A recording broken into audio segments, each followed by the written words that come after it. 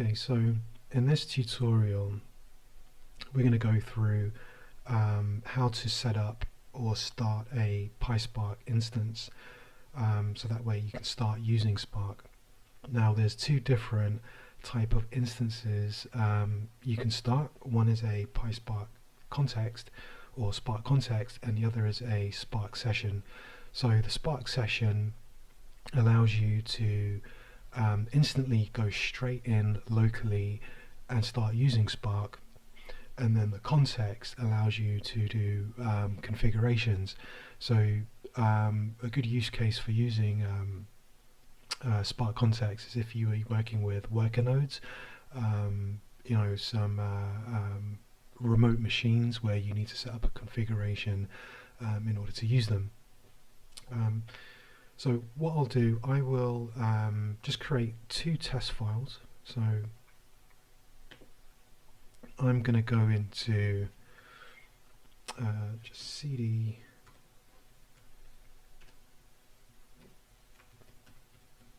desktop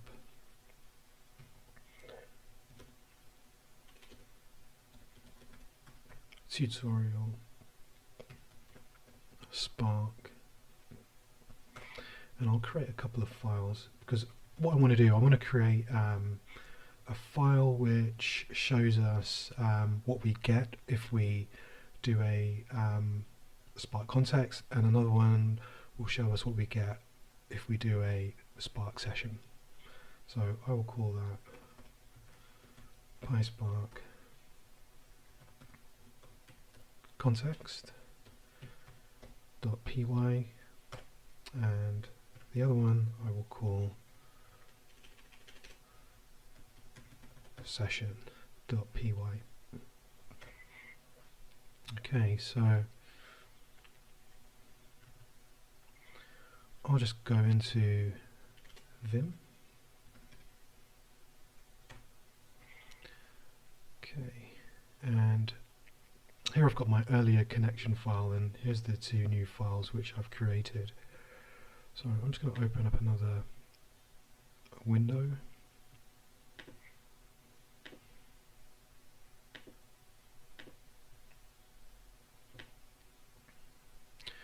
Just make that a little bit larger.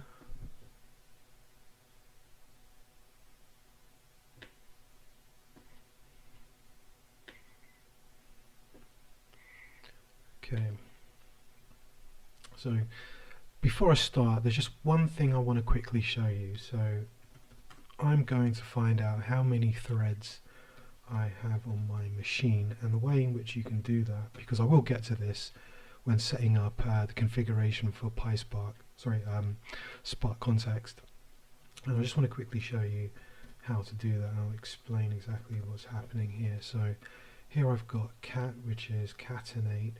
Then I've got the path proc cpuinfo, which is a file that holds all the info about our CPU. And I'll just do a pipe, and I'm going to grep the information about the processor, and I'll do another grep, another pipe, which I do a word count for the word processor, and I'm going to count the number of lines that's on. So it returns 1. So I've just got one thread processor, and because I'm on VirtualBox, it's going to be 1. But if I were to do that on my outside of VirtualBox, then I have about 8 threads. You might have 4, you might have 2, 8, etc., etc. And I'll as I get over to SparkContext, I'll explain why we need that. So I'll just go back over here, and I'll just open up SparkContext, and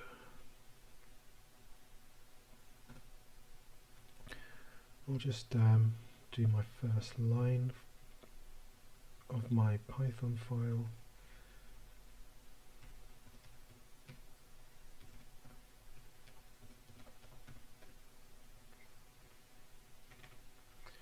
Okay. So what I need to do is import Spark. So from PySpark import SparkContext, and then in addition to that I want to import SparkConf, which is configuration. And then in my configuration I'll just create a variable called conf, and in that I'll set my Spark configuration,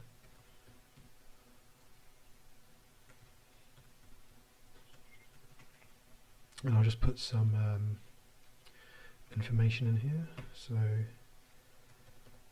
set app name, and I'll call that test.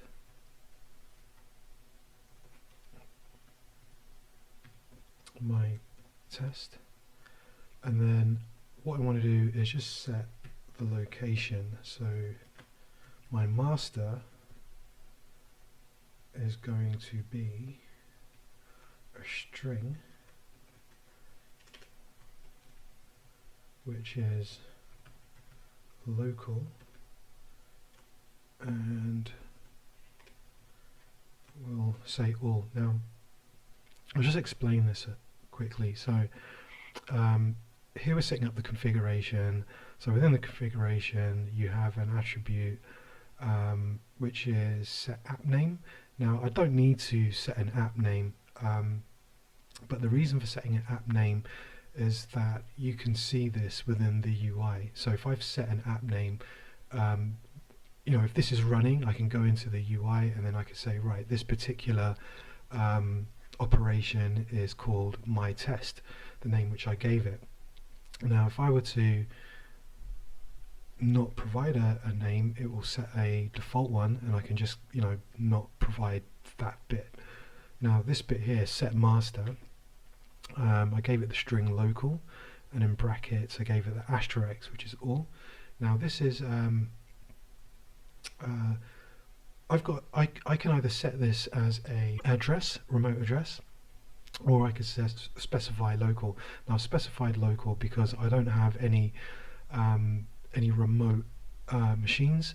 I'm going to run it locally, and then this bit here, the asterisk, signifies use as many threads as possible. I could just set that as a value. So for example, I could just put in there 1, which is going to be the same as over here, which is 1. Now I've got 1 because I'm using VirtualBox, but if I wanted to, you know, have some sort of control over parallelization, then, you know, I could say use 2 threads, use 3 threads, use 4 threads, etc., etc. So I'm just going to say set that to all, and the next thing I'm going to do, I'm just going to say another variable which is sc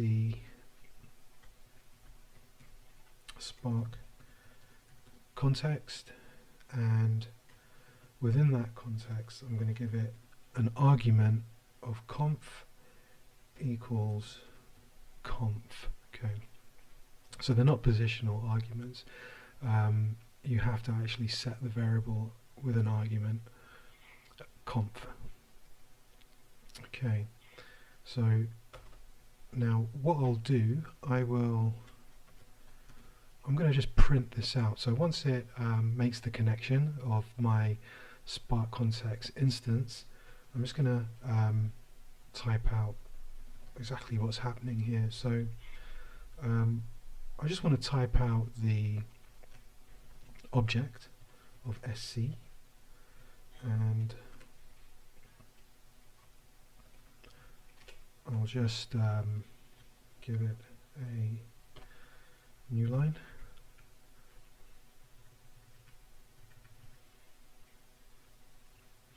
And I'll just copy that.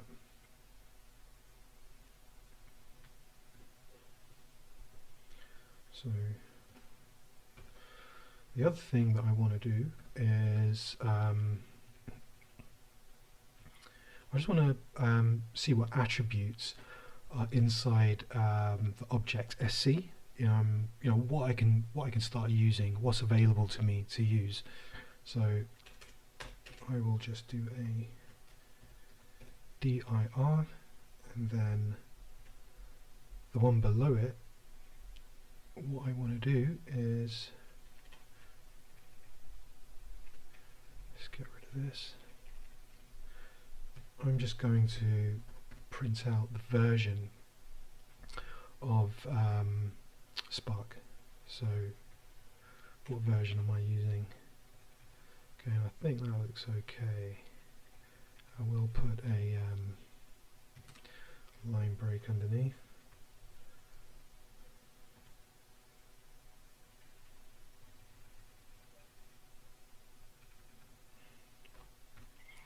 Okay, I think that looks okay. And then just save that. Oops, I need to escape. Okay, so let's run that.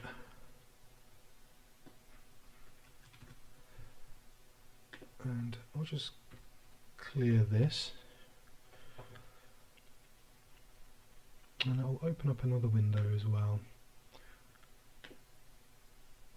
Because what we want to do, we just want to make a comparison as we go through this on what we get from context and what we get from session. So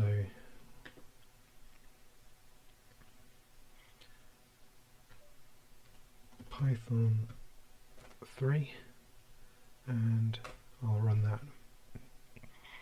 So Spark takes a little while to get started, and the reason for that is because there's quite a bit going on, and it's used for more sort of like complex stuff rather than using pandas, which is a little bit quicker to do smaller type of jobs you might want to operate on. So here's the three things which I printed out. I printed out the object type of SC, so it's a PySpark context, SparkContext, and within that object, these are all of the attributes which we can use. So there's some in here that you might be familiar with or might look self-explanatory, like for example text file. You've got some operations in here like union version, which I've printed out, which is version 3 of Spark. What else have we got in here? There's a few things in here which you can just start using. Alright, so let's just go back over here, and now what I'm going to do, I'm going to do exactly the same thing with session. So let's just copy that.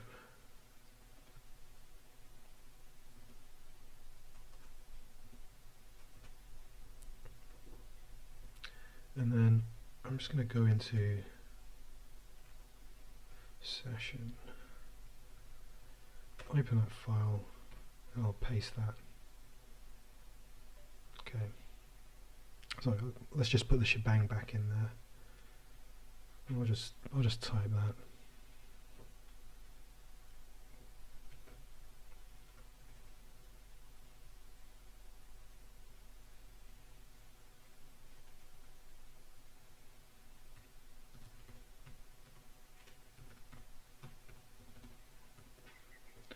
Alright, so in this case, what we're going to do, we're going to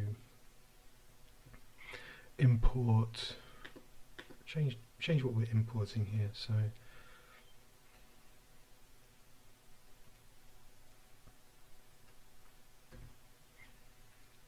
from PySpark, we're going to import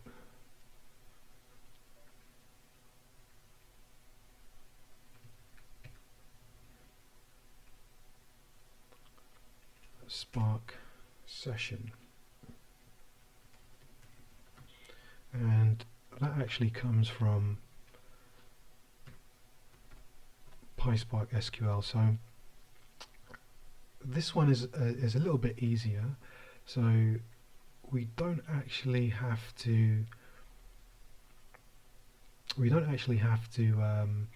you know, set a master, etc., or additional configurations. I mean, we can use SparkContext configuration, but you know, everything that we need to use comes within SparkSession for us to start instantly using it. So the one thing that I will do, I will give it an app name. So let's just copy this bit.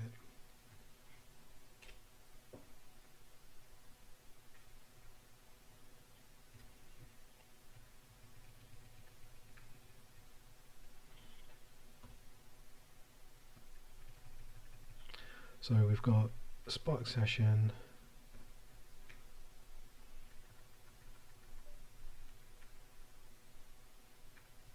sorry, my keys are really small and I've got page down very close to the arrow keys.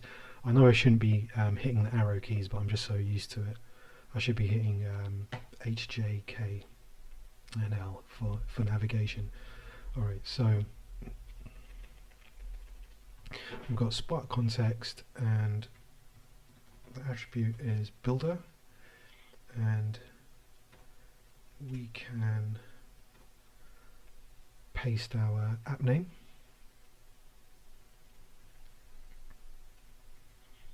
and we don't have to put set in there. It's just app name with a lowercase a. And the other thing that we'll do, we'll say get or create attribute. Okay, and we can also get rid of this line. Okay, so these are the only two lines which we need to get started, and I'll just save that, and then we'll see what we get. So I'm going to run that in another terminal window.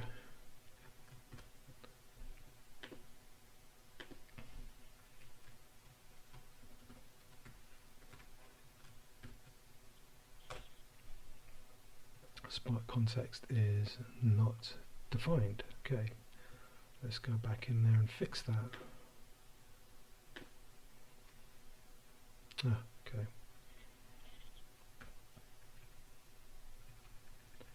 That should be SparkSession.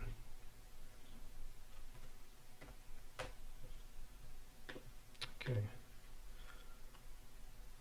Let's just clear that to give ourselves a nice little space here.